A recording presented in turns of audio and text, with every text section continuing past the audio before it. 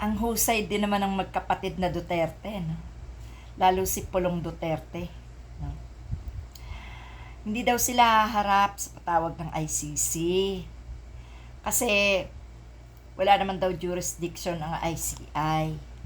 At ito raw ay isang tila panghaharas lang. No? Pulong Duterte, matagal na naming alam na kayo mga wala ng respeto sa mga katulad nyong nakaupo sa gobyerno. Kasi ang iniisip nyo, kayo makapangyarihan at walang pwedeng magpaluhod sa inyo. Wala na. Lumuhod na yung tatay nyo sa ICC. Ikaw at yung kapatid mo, nagpapatunay lang na guilty. Mga kawatan kayo talaga eh. 'Di ba? Lahat ng kademonyohan nasa inyo na eh. Ha? Kahit ano pa yan, kung wala kayong pagkakasala, haharapin nyo yan. Haharapin nyo ng buong buo. Walang takot kung hindi kayo duwag. Walang takot, walang pangamba. Hindi kayo nagigilty sa sarili nyo na kayo talaga yung mga magnanakaw. Ganon ang tao na merong prinsipyo at may paninindigan bilang politiko. Politikuhan lang kayo eh, no? Na maituturing. Wala nga kayong nagawa kahit ano. Ikaw, ano nagawa mo? Pumasok ng beer house. 'Di ba? Siguro kung yung ICI beer house, nauna ka pa. Isa ka rin kasing manyak, no? 'Di ba? Aminin mo. At yung kapatid mong lustador, no? Yan ang walang kamatayang naglulustay ng pera ng bayan. Sipin mo, mga wala kayong ginagawa sa gobyerno, sumisweldo kayo, manghinayo pa kayo.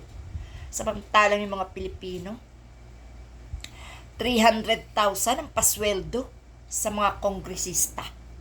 Samantalang isang driver, hindi man lang maka 50,000 sa isang buwan, Cubana.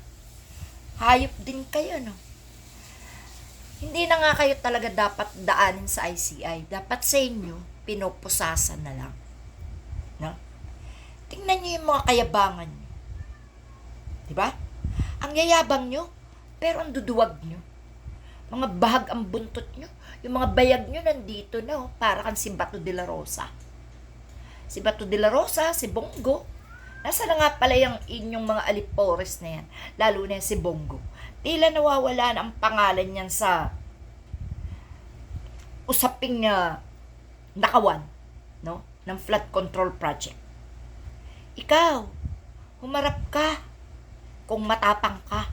Kung anak ka talaga ni Duterte, humarap ka. Kahit sinong magpatawag sa'yo, harapin mo. No? Harapin mo. Dahil pare-pareho kayo. Ano? Pinakikilala nyo na talagang dapat kayong tingalain bilang makapangyarihan? Mahiya ka. Kapal ng mukha mo. No? Sino ka naman? Para magsabing walang jurisdiction ang ICI para ipatawag ka. Kayong magkapatid. Malinaw nga na magnanakaw kayo eh. Di lang kayo anak ng berdugo. Anak pa kayo ng magnanakaw. Kaya pwede ba? Huwag ka nang mayabang kung di mo rin lang naman kayang humarap. Investigasyon lang na duwag ka na. Totoo nga. No? Totoo nga na nagtatarantado kayo sa pera ng bayan. Lang yato. Anong gusto mo? Magpatawag sa'yo? Ha? May-ari ng beer house? Para ano? Bayaran ng mga babaeng alam mong walang ikinabubuhay? Hayop ka. Tarantado ka. Pareho kayo ng kapatid mo. Tarantada.